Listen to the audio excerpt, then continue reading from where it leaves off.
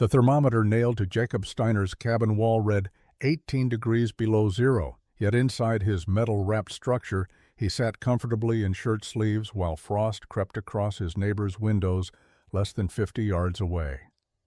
What those neighbors had mocked all summer as the ugliest, most foolish waste of money in Montana territory would prove to be the innovation that saved dozens of lives across the northern frontier over the next 20 years. Before we dive in, let us know where you're watching from, and if stories like this move you, hit that subscribe button, because tomorrow's episode is even more unbelievable than this one. The year was 1876. Montana Territory's mining region sprawled across valleys where fortunes rose and fell with the price of silver, and men willing to endure brutal winters could stake claims that might change their lives. The winters in this part of the territory were legendary for their cruelty. Temperatures regularly dropped to 30 below zero. Blizzards buried cabins under drifts that lasted weeks. Wind swept down from the mountain passes with force enough to knock a man off his feet. And every winter, people died from the cold, despite having shelter, firewood, and supplies. Jacob Steiner had arrived in Montana Territory 3 years earlier as part of the steady stream of German immigrants seeking opportunity in America's mining regions. He was 31 years old, unmarried, and possessed the kind of methodical intelligence that served miners well. He understood geology enough to recognize promising claims.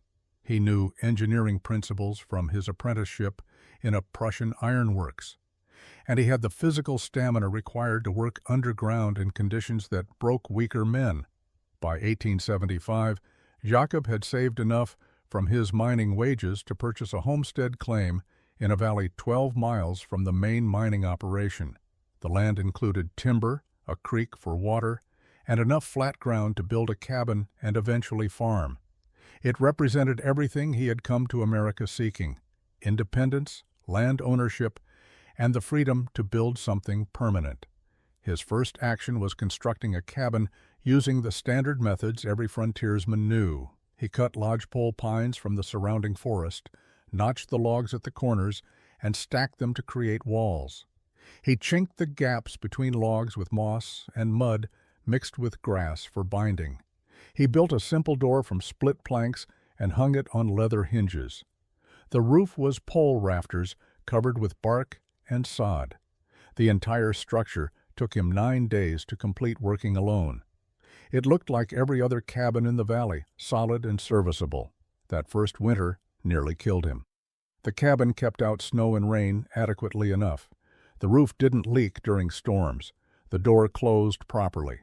The fireplace he had built from river stones drew smoke efficiently and provided heat, but the cold penetrated. Anyway, wind found every gap in the chinking and drove frigid air into the living space.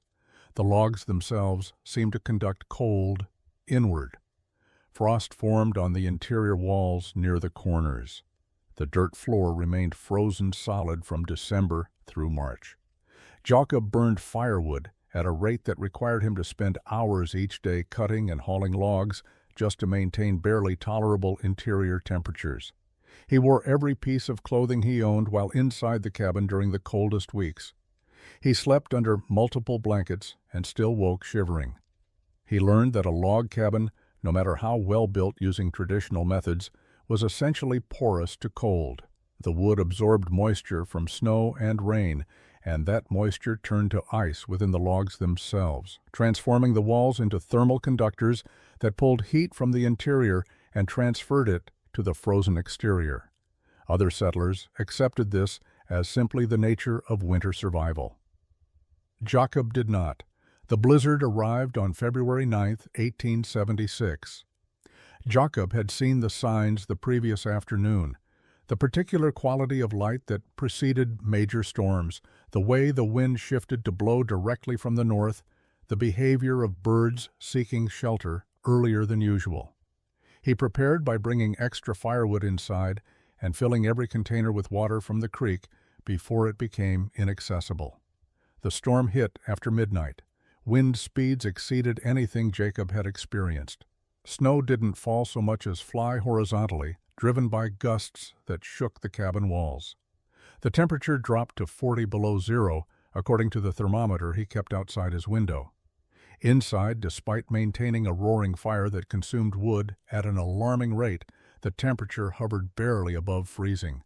Jakob wore his heaviest coat, wool pants, 2 pairs of socks, boots, gloves, and a fur hat while sitting 3 feet from the fireplace. The cold penetrated from every direction. Wind forced its way through gaps in the chinking that had seemed adequately sealed during milder weather. The corner joints where the notched logs met became channels for frigid air. Frost accumulated on the interior walls, spreading from the corners inward. The single window, covered with oiled paper, transmitted cold as effectively as if it were open. The storm lasted 3 days. During that time, Jakob learned precisely how inadequate his cabin was. He burned through his entire interior woodpile by the second day, and was forced to make brief, dangerous trips outside to retrieve more from the covered stack near the cabin. Each trip exposed him to wind chill that froze exposed skin in minutes. Each time he opened the door, the interior temperature dropped noticeably and took an hour to recover.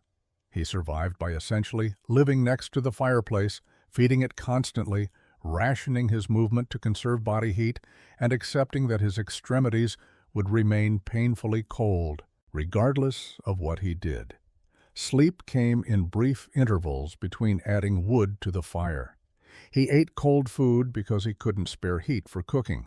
He experienced the beginning stages of frostbite on his fingers and toes, despite never leaving the cabin for more than 5 minutes at a time.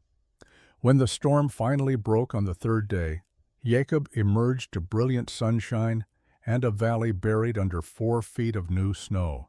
The temperature had risen to 20 below zero, which felt almost warm after the previous days. He spent that afternoon digging out his cabin and restocking firewood. By evening, he had restored basic order to his homestead. The next morning, he noticed smoke was missing from the Henderson cabin half a mile down the valley. Thomas Henderson had settled with his wife and 2 young children the previous spring. They had built a cabin similar to Jacob's, perhaps slightly larger to accommodate the family. Jakob made his way through deep snow to check on them, already knowing what he would find. The Henderson family had frozen to death during the storm. All 4 bodies were inside the cabin. The fireplace contained cold ashes. They had run out of firewood on the 2nd day. Jakob reported the deaths to the territorial marshal when the road became passable 2 weeks later. An investigation determined no foul play, just inadequate preparation for extreme cold. The marshal's report noted that the Henderson cabin had been structurally sound, with no obvious deficiencies in construction. The family had simply underestimated how much firewood they needed and had exhausted their supply before the storm ended. Unable to safely retrieve more wood in whiteout conditions, they had made the fatal decision to huddle together for warmth. It hadn't been enough. The community gathered for a burial service when the ground thawed enough to dig graves. 17 settlers attended, representing most of the families within 10 miles. The minister from the mining town delivered remarks about God's will and the harsh realities of frontier life. Several people shared memories of Thomas Henderson's helpfulness and his wife's kindness. Then everyone returned to their homesteads and resumed their lives. Jakob couldn't let it go. He had survived the same storm in a similar cabin less than a mile away. The difference wasn't superior construction or better materials. He had simply had more firewood immediately accessible. But that wasn't really a solution. It was luck. If the storm had lasted 4 days instead of 3, he might have exhausted his supply too. If he had misjudged how much wood to bring inside before the storm, he could have faced the same impossible choice: freeze inside or die trying to reach the woodpile outside. The real problem was that log cabins, built using every technique the frontier knew, were fundamentally inadequate for extreme cold. They required constant fuel consumption to maintain barely tolerable temperatures. They leaked heat through countless pathways, gaps in chinking, corner joints, windows, doors, some drosubsos, even through the logs themselves when moisture within the wood froze. A settler's survival depended on having enough firewood and being able to tend the fire constantly. Any disruption to that cycle, running out of wood, being unable to safely retrieve more, or simply being too exhausted to maintain the fire, could be fatal. Jakob began paying attention to how other cabins performed during cold weather. He observed smoke patterns, noting which chimneys produced heavy smoke indicating large fires burning constantly. He visited neighbors and noticed how they dressed inside their homes. Everyone wore heavy clothing indoors during winter. Everyone accepted that their cabins would be cold. Everyone burned enormous quantities of firewood. He examined abandoned cabins and found patterns of failure. Chinking deteriorated after a single winter, leaving gaps. Corner joints settled and opened. Moisture penetrated logs and accelerated decay. Windows and doors became loose in their frames. Each weakness created pathways for heat to escape and cold to enter. Jacob started asking questions. How much firewood did families typically consume during winter? The answer varied, but most burned between 3 and 5 cords per month during the coldest months. That represented hundreds of hours of labor cutting, splitting, and hauling wood. It was unsustainable for families with children or individuals working full-time in the mines. Was there a better way to chink logs? Experienced builders recommended various mixtures, mud with grass, clay with horsehair, even cement when available. All eventually cracked and failed. The problem wasn't the chinking material. It was that logs expanded and contracted with moisture and temperature changes, constantly stressing whatever filled the gaps between them. Could cabins be built differently? A few settlers had tried double-wall construction with an air gap between inner and outer walls. It helped marginally but doubled the construction time and material requirements. Jacob realized he was asking the wrong questions. The frontier approach was to improve log cabin construction incrementally. Spring arrived in late April, and Jacob returned to mining work to replenish his savings. The Henderson deaths had consumed much of his thought through the late winter months, but financial necessity demanded his attention. The mine where he worked was a mid-sized silver operation, employing about 40 men. It wasn't one of the major strikes that drew national attention, but it produced consistently enough to provide steady wages for those willing to work underground. The mining camp itself consisted of various structures serving different functions. The main office was a solid wood frame building with milled lumber brought in by freight wagon. The Assessee office, where ore samples were analyzed, was similar construction. The equipment sheds and storage buildings were simpler, rough frames covered with vertical board siding. But what caught Jacob's attention that spring were the structures covered in metal. The powder magazine, where explosives were stored, was completely clad in sheet metal over a wooden frame. The blacksmith shop had a corrugated metal roof. Several storage buildings had been retrofitted with metal roofing to replace failed wooden shingle roofs. And the superintendent's office, built the previous year, had both metal roofing and metal siding covering its walls. Jacob began observing these metal-clad buildings with specific attention to their thermal properties. The blacksmith shop remained noticeably warmer than comparable wooden structures even when the forge wasn't running. The superintendent's office required less heating fuel than the older wooden office building of similar size. The powder magazine stayed dry inside regardless of weather conditions outside. During his lunch breaks, Jacob talked with the camp's maintenance supervisor, a Scottish immigrant named Duncan MacLeod, who had worked in industrial construction before coming west. MacLeod explained that metal siding and roofing were becoming standard in industrial applications back east because they were fireproof, weather-resistant, and durable. The corrugated metal roofing, in particular, was revolutionary. The corrugation pattern provided structural rigidity, allowing large panels to span considerable distances without support. It shed snow and rain efficiently, and it lasted decades without maintenance. Jacob asked about thermal properties. Did metal make buildings colder? MacLeod laughed at the common misconception. Metal itself conducted heat, yes, but when used as exterior cladding over a wooden structure, it created something valuable, a complete weather barrier. Wind couldn't penetrate metal, rain and snow couldn't soak through it. And most importantly, when installed with even a small air gap between the metal and the wooden structure beneath, it created insulation through trapped air. MacLeod explained the principle.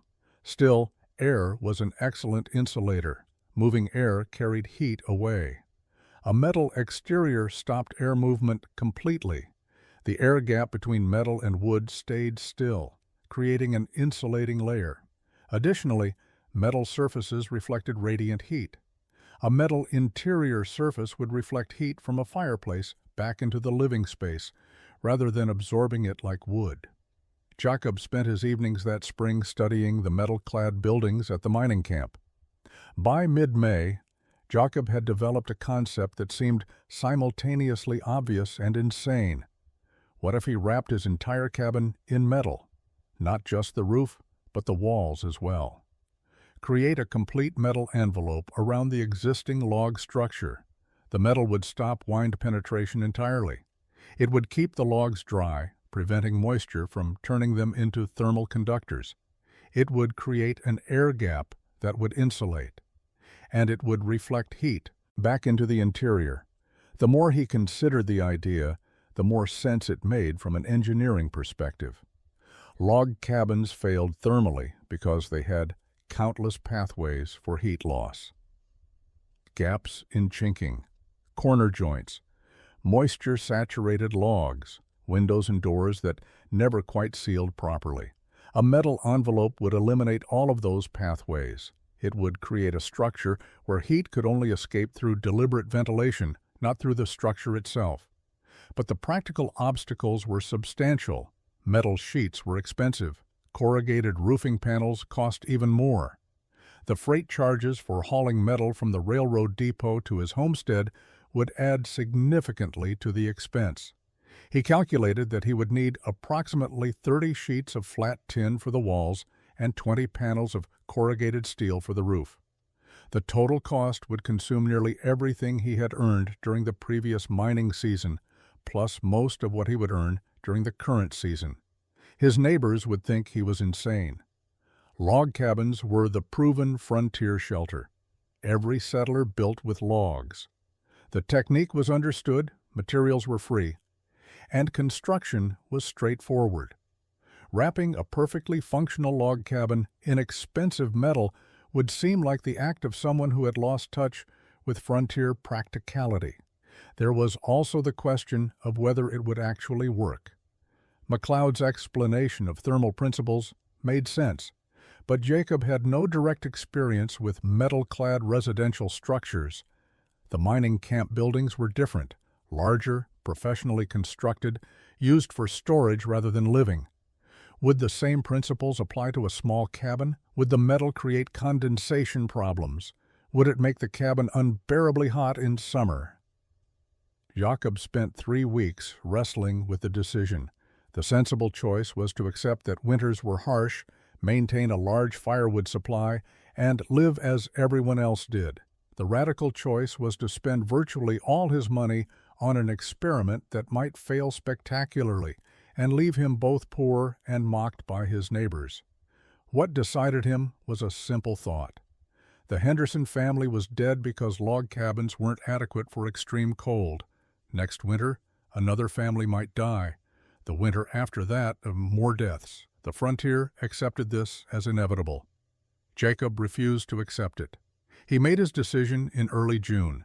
He would purchase metal sheets and corrugated roofing. He would wrap his entire cabin. He would create a structure that could maintain livable temperatures without requiring constant fire tending and enormous firewood consumption. And if his neighbors thought he was foolish, that was acceptable. He wasn't trying to impress anyone. He was trying to survive the next winter without freezing. Jacob placed his order for metal sheets at the mining company supply office in mid-June. The purchasing agent, a man named Garrett, who handled material.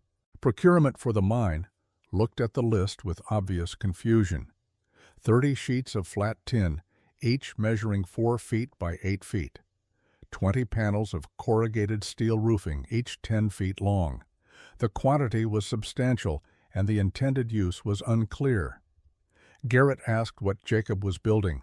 When Jacob explained he was wrapping his log cabin in metal, Garrett assumed he meant just the roof. No, Jacob clarified. The walls, too. The entire exterior. Garrett stared at him for a long moment, then shrugged and wrote up the order. The metal was available from mining company Surplus. Operations frequently ordered excess materials, and the company was willing to sell surplus at cost to employees. The price was still substantial, $47 for everything. Jacob's monthly mining wage was $32. The metal arrived by freight wagon 3 weeks later.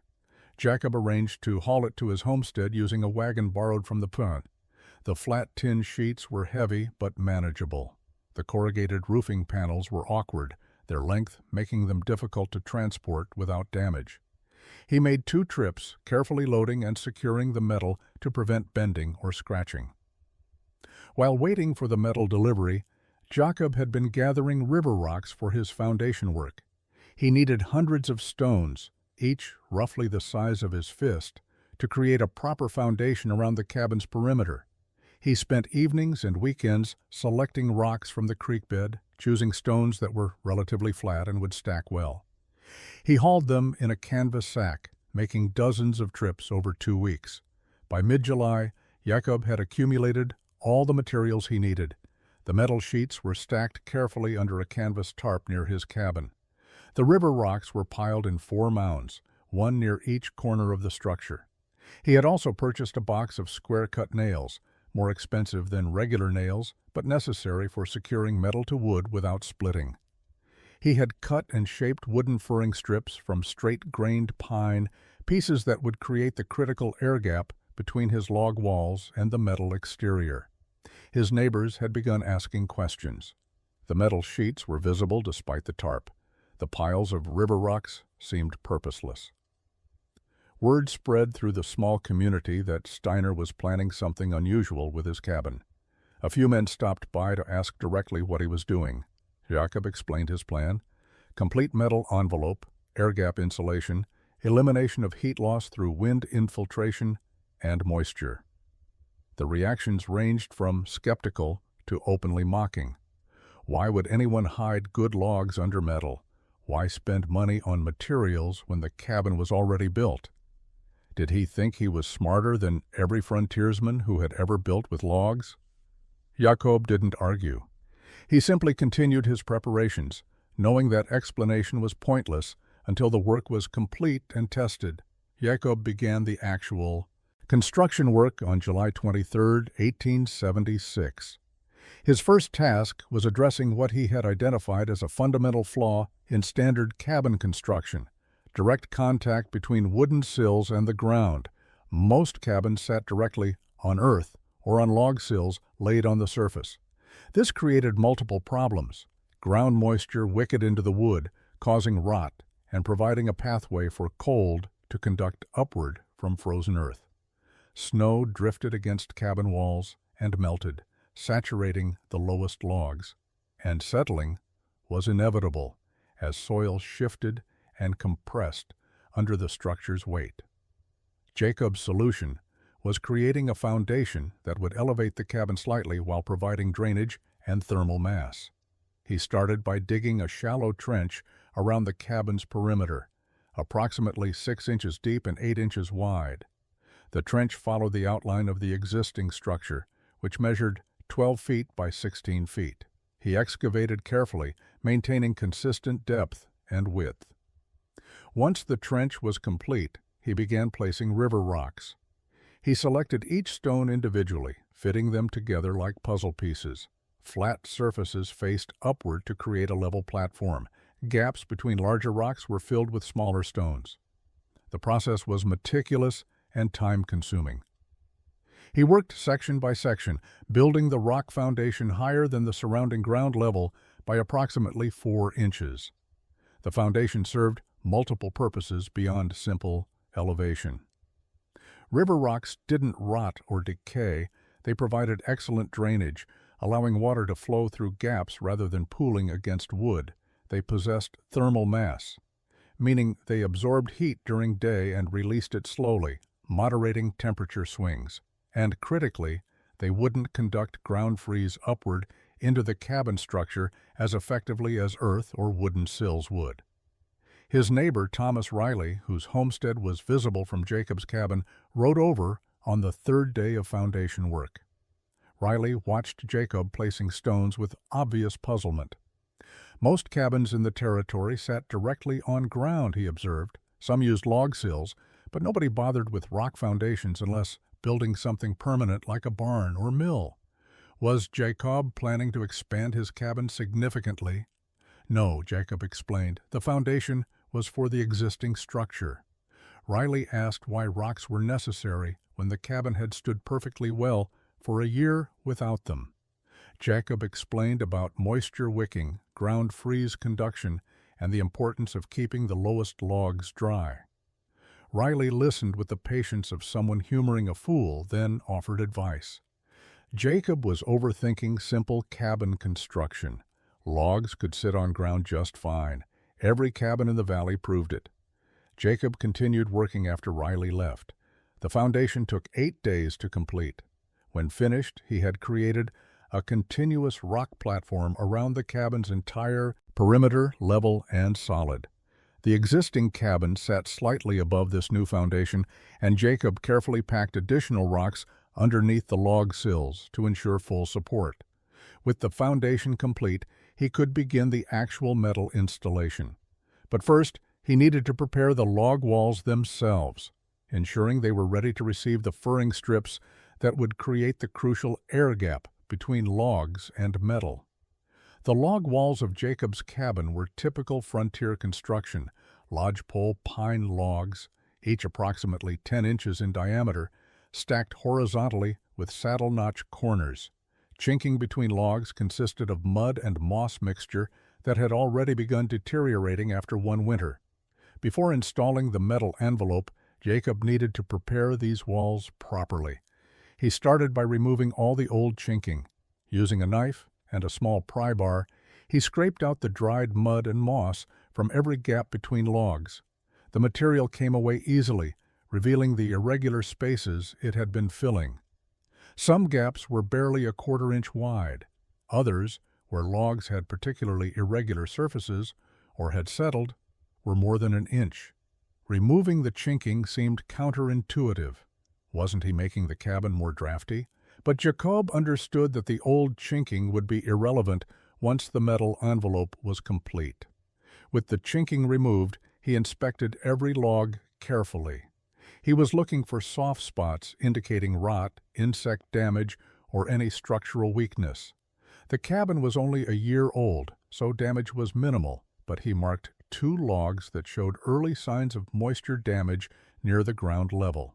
These logs would benefit most from being sealed behind metal and kept dry. Next came installation of the furring strips. These were the pieces Jacob had cut from straight-grained pine, strips measuring 1 inch thick, 2 inches wide, and cut to various lengths matching the cabin's dimensions. The furring strips would be nailed vertically to the log walls, creating standoffs that held the metal sheets approximately 1 inch away from the logs themselves. This air gap was the key to the entire system's thermal performance.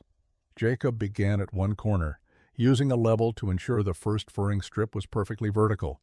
He nailed it to the logs using square-cut nails, driving them deep into the solid wood. The strip ran from just above the rock foundation to just below the roof line. He placed the next strip 24 inches away, again checking for vertical alignment. The spacing was calculated. His metal sheets were 4 feet wide, so he needed 3 attachment points per sheet, 1 at each edge and 1 in the center. The work progressed methodically around the cabin. Each furring strip had to be vertical and properly spaced. Where logs had irregular surfaces, Jacob used wooden shims behind the furring strips to maintain consistent standoff distance. By the end of the first day, he had installed furring strips on one complete wall. The transformation was already visible. The cabin now had vertical wooden strips projecting from its surface, creating a geometric pattern that looked strange and unfinished. His neighbor, Sarah Jennings, riding past on her way to the creek, stopped to stare. She asked what on earth he was doing to his cabin. Jacob explained about the metal envelope, the air gap insulation, the thermal benefits. Sarah listened politely, then commented that it seemed like an awful lot of work and expense for something that might not even help. Wouldn't he be better off just building a bigger fireplace? Jacob smiled and continued working. Explaining thermal principles to someone who had never considered them was pointless. The results would speak for themselves come winter. By early August, Jacob had completed the furring strip installation on all 4 walls and was beginning to attach the metal sheets. This was when his project became fully visible to the community, and the mockery began in earnest. The first metal sheet went up on the south wall. Jacob positioned it carefully, ensuring it started at ground level and extended upward. The sheet was 4 feet wide and 8 feet tall, covering the wall from foundation to just below the roof line. He nailed it to the furring strips using the square-cut nails, placing fasteners every 6 inches.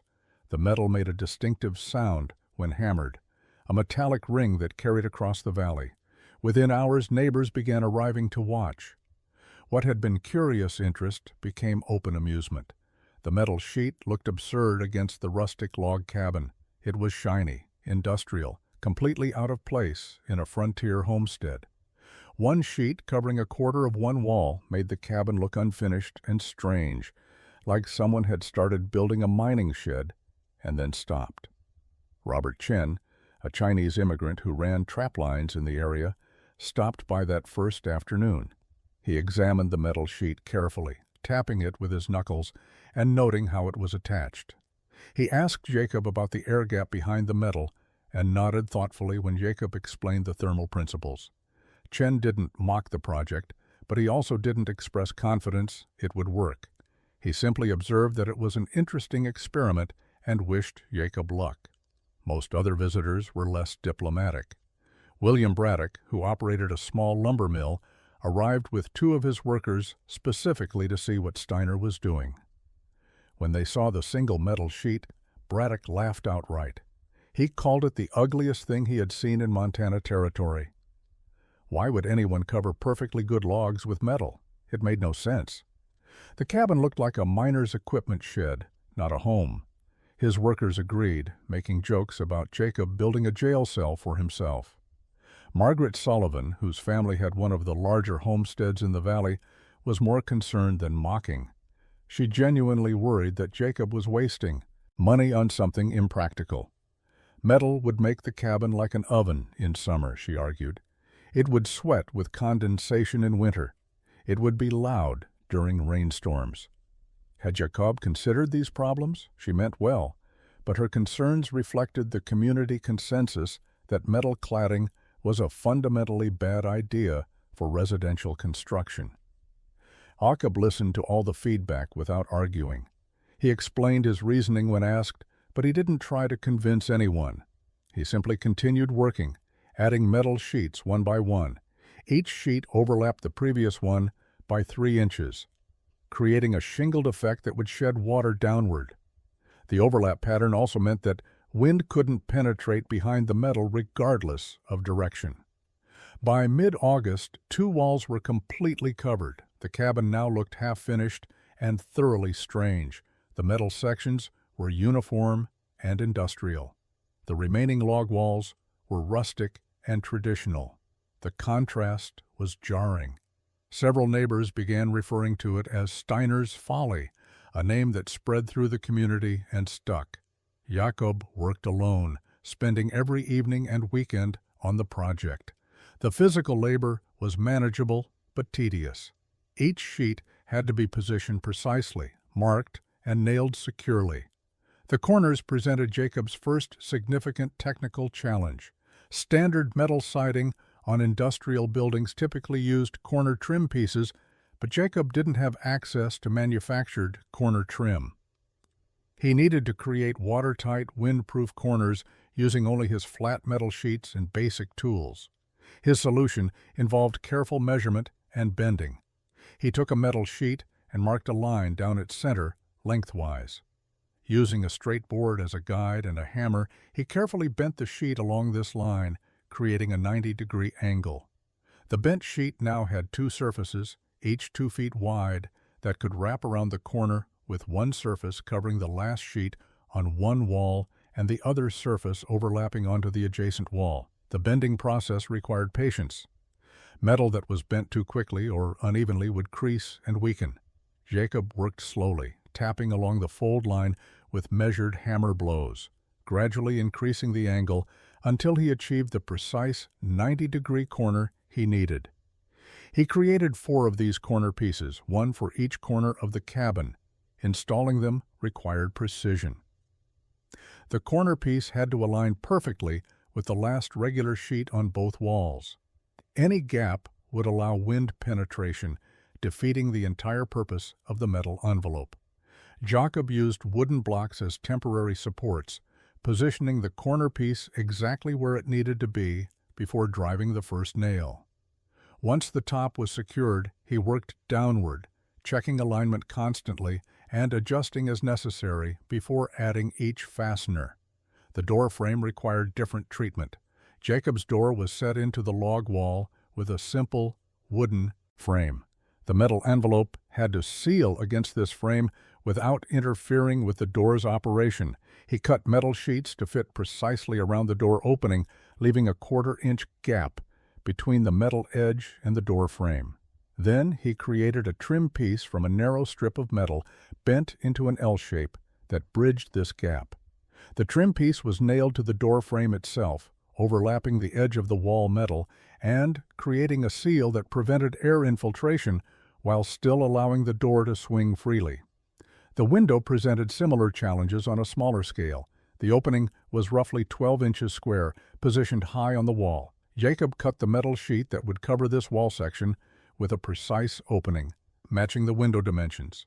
He then fabricated a metal frame that fit into this opening and sealed against both the metal sheet and the wooden window frame. The detail work required careful measurement and multiple test fits before he achieved a proper seal. Throughout this corner and edge work, Jacob's mining camp observations proved valuable. He had watched how the mining company's maintenance crew handled metal installations, noting their techniques for dealing with penetrations and transitions. He adapted these industrial methods to a smaller-scale residential application. By late August, all walls were completely covered. The cabin was now entirely clad in horizontal metal sheets, with neat corners and properly sealed openings around door and window. The transformation was complete from foundation to roofline. What remained was the roof itself, which would require the corrugated steel panels and presented its own set of technical challenges. The existing roof had served adequately for 1 year, but was never intended as a permanent solution. Jacob had built it using the quickest frontier method, pole rafters running from wall top to ridge beam, covered with overlapping bark sheets and topped with sod. The bark had already begun deteriorating, and the sod grew unevenly, creating potential leak points. Jacob began by removing this old roofing material completely. He stripped away the sod first, tossing it to the ground where it would eventually decompose. The bark came away easily, much of it already loose. He was left with bare pole rafters, spaced roughly 18 inches apart, running from the cabin's long walls to meet at a central ridge beam. The structure was sound enough to support new roofing. However, the spacing was too wide for optimal corrugated steel installation. The panels needed support every 12 inches to prevent sagging under snow load. Jacob cut and installed additional rafters between the existing ones, creating tighter spacing. This reinforcement work took 2 full days, but was essential for proper roof performance. The corrugated steel panels were 10 feet long, designed to span from the ridge beam down to extend slightly past the wall edge, creating an overhang that would protect the walls from direct rain. Each panel had alternating ridges and valleys running its length. The ridges provided structural rigidity while the valleys channeled water downward. Jacob had purchased panels with a vertical corrugation pattern, meaning the ridges ran from ridge beam to eaves, providing the most efficient water shedding. He started at one end of the cabin, positioning the first panel carefully. The panel needed to be perpendicular to the ridge beam with consistent overhang on both the front and back of the cabin.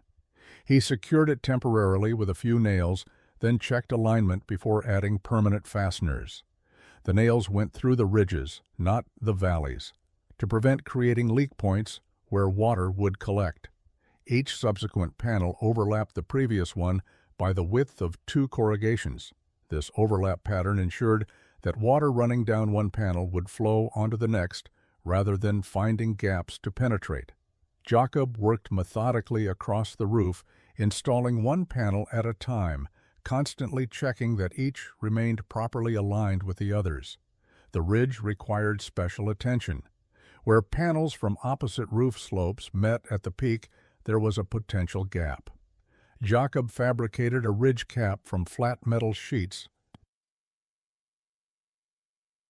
bending them into an inverted V shape that covered the ridge joint. The cap overlapped down onto both roof slopes, sealed against the corrugated panels, and was secured with nails driven through pre-drilled holes. The chimney penetration was the most critical detail. Jacob's stone chimney extended through the roof near one end. The corrugated panels couldn't simply butt against the chimney. That would create gaps where water and air could enter. He cut the panels carefully to fit closely around the chimney, then created a custom flashing from flat metal that wrapped around the chimney base and extended underneath and over the surrounding roof panels, creating a waterproof seal. By mid-September, the cabin's exterior was completely enclosed in metal. Every wall surface was covered with overlapping tin sheets. The roof was solid corrugated steel with proper ridge cap and chimney flashing. From the outside, the structure looked nothing like a traditional log cabin. It resembled an industrial storage building, utilitarian and stark. Jacob now faced interior decisions that would affect the system's thermal performance. The most important question was whether to cover the exposed log walls inside or leave them visible. Most settlers would have immediately covered interior walls with fabric or boards for aesthetic reasons. Jacob understood that leaving the logs exposed was thermally advantageous. The wood would absorb and release heat gradually, helping moderate interior temperature swings. The air gap between logs and exterior metal needed to remain unobstructed to function properly as insulation. He decided to leave the interior essentially unchanged. The log walls remained visible and untreated. The furring strips and metal exterior were invisible from inside, creating the impression of a normal log cabin interior while the hidden envelope provided thermal protection. This decision would later prove important when explaining the system to skeptical neighbors who assumed metal exterior meant metal interior. The door required weather stripping to complete the seal.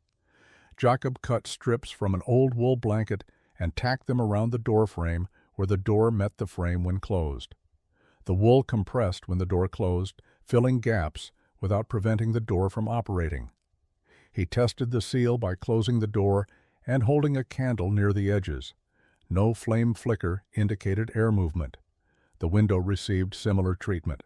Jacob had built a simple wooden shutter for the interior of the small window opening. He added wool weather stripping around this shutter's edges and created a wooden bar that secured it closed from inside. When shut, the shutter sealed the window opening completely. When open, it allowed light and ventilation. Ventilation itself required careful planning. A completely sealed structure needed controlled air exchange to prevent moisture buildup and maintain air quality. Jacob cut 2 small vents near the roof peak on opposite walls, each measuring roughly 3 inches square. He covered these vents with hinged wooden doors on the interior, allowing him to open or close them as needed. Open, they provided fresh air circulation. Closed, they maintained the thermal seal. The entrance step was purely functional. The rock foundation elevated the cabin slightly above ground level, making the door threshold about 6 inches higher than surrounding grade. Jacob built a simple wooden step platform from thick planks, creating a level surface at the doorway. The step would shed water away from the door and provide a clean entry point. By September 28th, every detail was complete. The cabin was ready for winter. Jacob had spent 3 months of labor and nearly all his savings creating something unprecedented in the territory, a log cabin completely enclosed in a metal thermal envelope. Whether it would perform as he hoped remained to be tested. October brought the first hints of coming winter. Morning temperatures dropped below freezing. Frost covered the ground until mid-morning. The aspens on the surrounding hillsides turned gold, then dropped their leaves.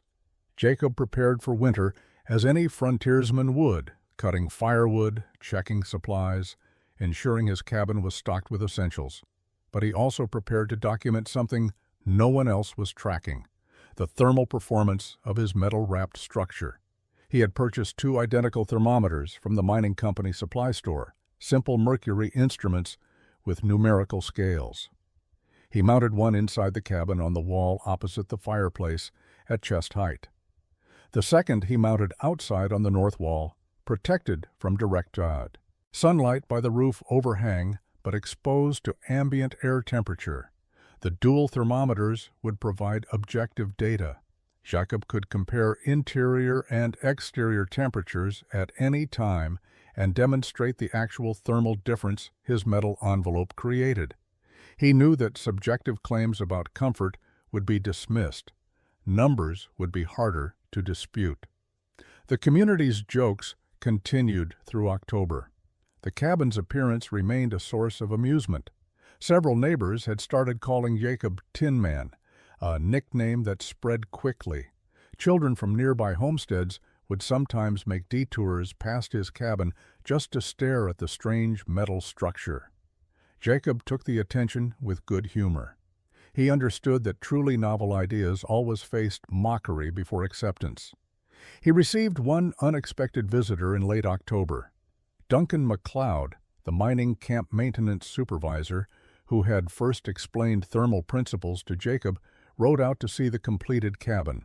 McLeod examined the work carefully, walking around the entire structure, checking corner details, studying how the wall metal met the roof panels, testing the door seal. His inspection was thorough and professional. When finished, McLeod pronounced the work well executed. The metal installation was proper, the air gap was adequate, the corner solutions were clever, the roof integration was sound. He had only one concern: condensation. When warm, moist interior air met the cold metal surface in winter, condensation might form.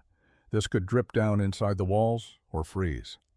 Jacob explained his ventilation system, the small controllable vents that would allow moisture to escape while maintaining overall thermal seal. McLeod nodded approvingly. That should work. McLeod's visit was validating, but also slightly concerning. Even someone knowledgeable about metal construction wasn't certain the system would work as intended for residential heating. The mining camp buildings McLeod maintained weren't heated to comfortable living temperatures.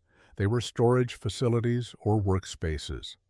Whether the same principles would scale to a small, intensely heated living space remained unknown. Jacob spent November cutting firewood, but not at the frantic pace of the previous year. If his metal envelope worked as planned, he would need significantly less fuel. He cut and stacked 4 cords, about half what he had burned the previous winter. Neighbors noticed this too, adding to their skepticism. The first significant cold arrived on November 18th. A high-pressure system settled over Montana territory, bringing clear skies and plummeting temperatures. Within 2 days, the thermometer outside Jacob's cabin read 20 below zero. This was cold, but not extreme by territorial standards. It was, however, adequate to test the metal envelope's performance against traditional log cabin construction. Jacob rose at dawn on the second day of the cold snap and checked both thermometers. Outside 20 below zero, inside 43 degrees. The interior temperature had dropped overnight as his fire burned down to coals, but the cabin had retained significant warmth. He rebuilt the fire to a moderate level, not the roaring blaze he had maintained constantly the previous winter. By mid-morning, with outside temperature still at 20 below, the interior had climbed to 61 degrees. Jacob was working inside wearing a single wool shirt, comfortable enough to perform tasks without heavy outer clothing. He thought about his neighbors and wondered what temperature their cabins had reached with similar heating effort. He got his answer that afternoon when William Braddock stopped by. Braddock had ridden over specifically to check whether Jacob was surviving in his tin can. He expected to find Jacob bundled in multiple layers, huddled near an enormous fire. Instead, he found Jacob in shirt sleeves, the cabin noticeably warm, the fire moderate. Braddock's expression shifted from smug expectation to confusion. He asked to see the thermometers. Outside, 18 below zero now. Inside, 64 degrees. That was a difference of 82 degrees. Braddock's own cabin that morning had been perhaps 35 degrees inside when the outside temperature was 20 below, a difference of about 55 degrees. Jacob's cabin was maintaining nearly 30 degrees more warmth than Braddock's, with what appeared to be less fire. Braddock examined the interior looking for some trick. The fireplace was modest, burning steadily but not intensely. The cabin was small, yes, but so was Braddock's. The only difference was the metal envelope that Braddock had mocked all summer. He asked how much firewood Jacob was burning. Jacob estimated he was using about a third of what he had burned the previous winter for noticeably better interior temperatures. Braddock left without admitting he had been wrong, but his skepticism had clearly been shaken. Word spread quickly. Within days, several other neighbors found reasons to visit Jacob's cabin during the cold snap. Each saw the same thing: comfortable interior temperatures maintained with moderate fire. The thermometer proof showing differences consistently in the 70 to 85 degree range between interior and exterior. The temperature difference wasn't constant at 29 degrees.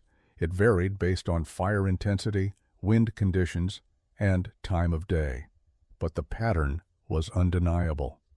The metal envelope was providing insulation that standard log cabin construction simply couldn't match. January 1877 brought weather that frontier settlers would remember for years. A massive Arctic air mass descended from Canada, pushing temperatures to levels rarely experienced even in Montana territory.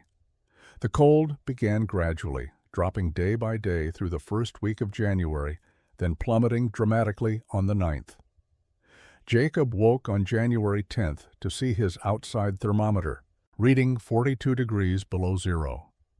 The sun rose into a painfully clear sky, offering light but no warmth. Wind was minimal, a small mercy. Wind chill at these temperatures would have been lethal for anyone caught outside for more than minutes. Even in still air, exposed skin froze in seconds. Inside his cabin, the temperature read 58 degrees. Jacob had let the fire burn down overnight to coals as usual.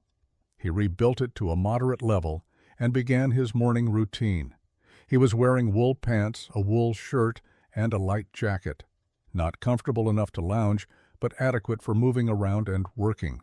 He could feel cold radiating from the door and window areas despite their seals, reminding him that no structure was perfect. But the walls themselves felt neutral to the touch, neither warm nor cold, indicating the air gap insulation was preventing exterior cold from conducting through. By mid-morning, the outside temperature had risen minimally to 39 below. Interior temperature with moderate fire held at 63 degrees. Jacob looked at the numbers and performed the calculation: 63 minus negative 39, a difference of 102 degrees. The metal envelope was maintaining over 100 degrees of temperature separation between interior and exterior. He knew his neighbors were suffering. Traditional log cabins at these temperatures became barely survivable spaces despite maximum heating effort. People wore every piece of clothing they owned indoors. They burned wood at unsustainable rates. They huddled near fireplaces and endured anyway. Children and elderly were especially vulnerable. The cold found every weakness in standard construction and exploited it mercilessly. The extreme cold lasted 5 days. Temperatures stayed below 35 degrees below zero continuously. Jacob maintained his cabin between 55 and 65 degrees inside, adjusting the fire as needed but never pushing it to maximum output. He was burning approximately 2 logs every 3 hours. The previous winter, at far warmer temperatures, he had burned more than 3 logs every 2 hours. On the 3rd day, his neighbor Margaret Sullivan arrived at his door with her 2 children. Her cabin had become too cold to safely keep the children there. Her husband was away at the mine and wouldn't return until the cold broke. She asked if Jacob could shelter the children until temperatures moderated. He agreed immediately. The children, ages 6 and 9, entered Jacob's cabin and immediately removed their heavy outer coats. The interior felt warm to them after hours in their own cabin, where breath froze visibly despite a roaring fire. They sat near Jacob's fireplace, not from necessity, but from habit, and gradually relaxed as they warmed thoroughly for the first time in days. Margaret stayed only briefly before returning to her own cabin to maintain her fire and care for livestock. She would return each evening to check on the children. Before leaving, she examined Jacob's cabin interior carefully and asked direct questions about the metal envelope construction. How much had it cost? How long had it taken? Could it be added to an existing cabin? Jacob answered each question honestly. Word of Margaret Sullivan's children sheltering in Jacob's cabin spread through the community within hours. In frontier culture, sheltering neighbors during crisis was expected and unremarkable. What was remarkable was that Jacob's cabin could comfortably shelter extra people while other cabins struggled to keep their own families warm despite maximum heating efforts. On the 4th day of extreme cold, Robert Chen arrived at Jacob's door. Chen's cabin was traditional log construction, and he had been burning firewood at a rate that would exhaust his supply within another week if the cold continued. He asked if he could stay in Jacob's cabin during daylight hours to conserve his own firewood for night heating when temperatures were most dangerous. Jacob agreed. Chen spent that day observing everything about the cabin's performance. He studied the thermometers, noting the consistent difference between interior and exterior temperatures. He examined the walls from inside, understanding that the logs he saw were backed by an air gap and metal exterior. He watched Jacob's fire management, seeing how moderate fuel consumption maintained comfortable warmth. By evening, when Chen returned to his own cabin, he had decided to metal wrap his structure before the next winter. On the 5th day, William Braddock returned. His earlier skepticism had fully transformed into practical interest. He no longer questioned whether the metal envelope worked. He wanted to know exactly how to replicate it. What thickness metal? What size air gap? How were corners handled? What about roof integration? Braddock had brought paper and pencil to take notes. Jacob spent 2 hours explaining the construction details. He walked Braddock around the exterior, pointing out specific features. The horizontal metal installation pattern and why it mattered for water shedding. The furring strip spacing and its relationship to metal sheet width. The corner bent sheet technique. The roof panel overlap pattern. The chimney flashing method.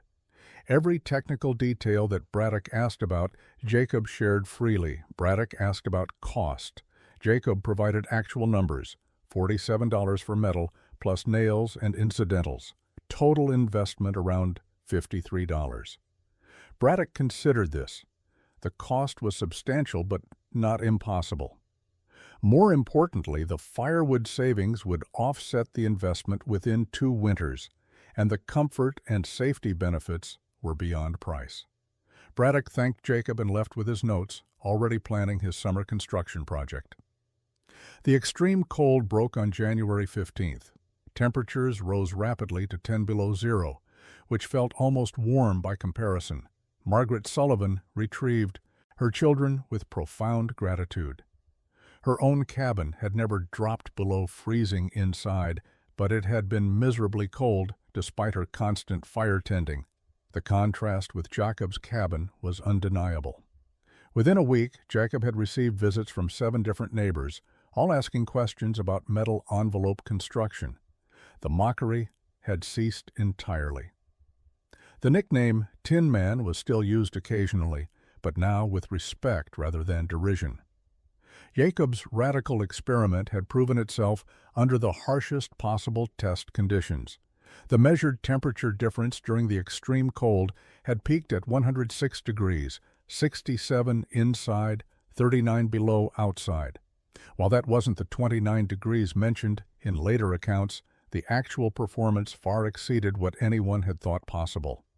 Spring 1877 arrived gradually through March and April.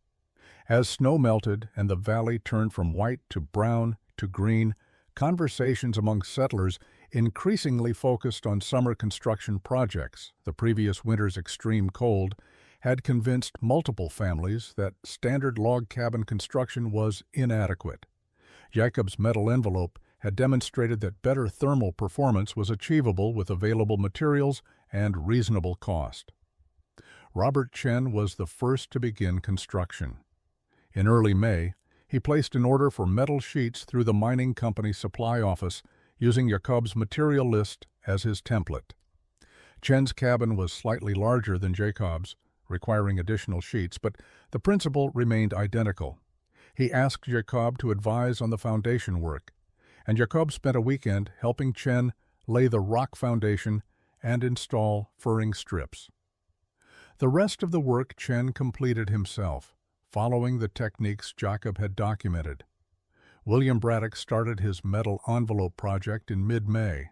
Braddock had a larger cabin and more resources, so he purchased higher quantities of metal and hired 2 workers to assist with installation. The work proceeded quickly with multiple hands. By late June, Braddock's cabin was completely wrapped, looking as industrial and strange as Jacob's had the previous summer. But this time, no one mocked the appearance. Everyone understood the performance would justify the aesthetics. Margaret Sullivan and her husband Thomas began their project in early June. They had less capital than Braddock, so they made a practical decision to wrap only 3 walls initially, leaving the south wall for the following year. Jacob advised them on how to seal the transition between wrapped and unwrapped sections to maintain most of the thermal benefit. Partial envelope was better than no envelope. By midsummer, 5 cabins in the immediate area were either completed or under construction with metal envelopes. The sight of metal-wrapped structures became common enough to no longer draw attention. Visiting miners and travelers would occasionally ask about the unusual construction, providing opportunities for settlers to explain the thermal benefits and share Jacob's innovation story. The mining company supply office reported increased demand for flat metal sheets and corrugated roofing panels. The purchasing agent, Garrett, who had initially been puzzled by Jacob's order, now understood he was witnessing the early adoption phase of a construction innovation. He began stocking metal specifically for cabin envelope construction, anticipating continued demand. Duncan McLeod, the mining camp maintenance supervisor, visited Jacob's cabin again in July. He had heard about the successful winter performance and wanted to see how the system had held up through a complete seasonal cycle. He inspected carefully for any signs of problems, condensation damage, metal corrosion, structural issues. He found none. The cabin had performed flawlessly. McLeod commented that Jacob had essentially created a double-wall insulated structure using frontier materials and simple techniques. Similar concepts were being explored in industrial construction back east, but Jacob had independently developed and proven the approach for residential use in extreme cold conditions. Jacob spent portions of that summer helping neighbors with their metal envelope projects. He never charged for his advice or assistance. His motivation had never been profit. He had simply wanted to survive winter comfortably and safely. By 1880, metal-wrapped cabins had become common throughout the mining regions of Montana Territory. The technique spread beyond Jacob's immediate valley, carried by miners who rotated between camps, travelers who observed the construction, and settlers who corresponded with family members in other territories.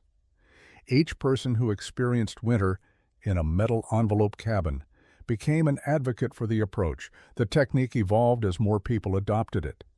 Some builders used vertical metal orientation instead of horizontal. Others experimented with different air gap widths, finding that gaps between 1 and 2 inches provided optimal insulation. A few wealthy settlers used double layers of metal with air gaps between each layer, creating even more effective thermal barriers. But the core principle remained constant: complete metal envelope, air gap insulation, sealed construction. Wyoming Territory saw adoption beginning in 1879. Idaho Territory followed in 1881. Parts of Dakota Territory with severe winters adopted the technique by 1883. The spread was organic, driven by practical results rather than organized promotion. People built metal envelopes because they worked, not because anyone mandated or marketed them. Territorial records from this period show measurable decreases in winter mortality rates in regions where metal envelope construction became common.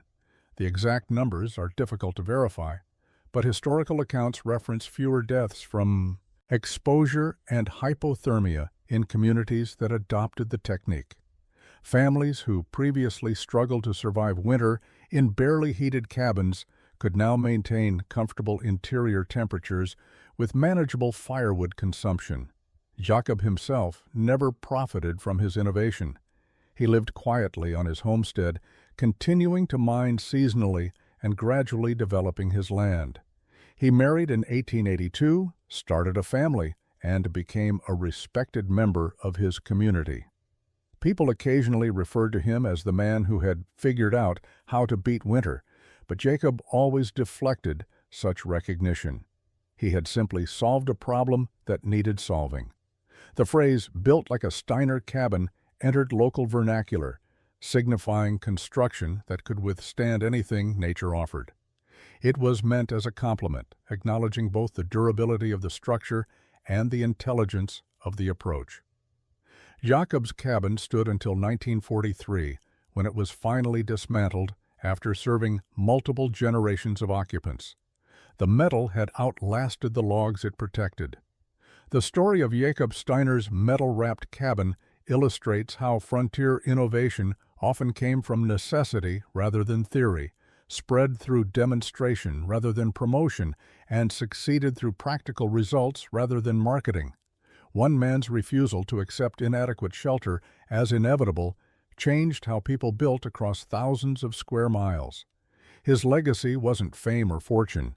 It was warmth, safety, and the knowledge that engineering could triumph over environment when applied with intelligence and determination.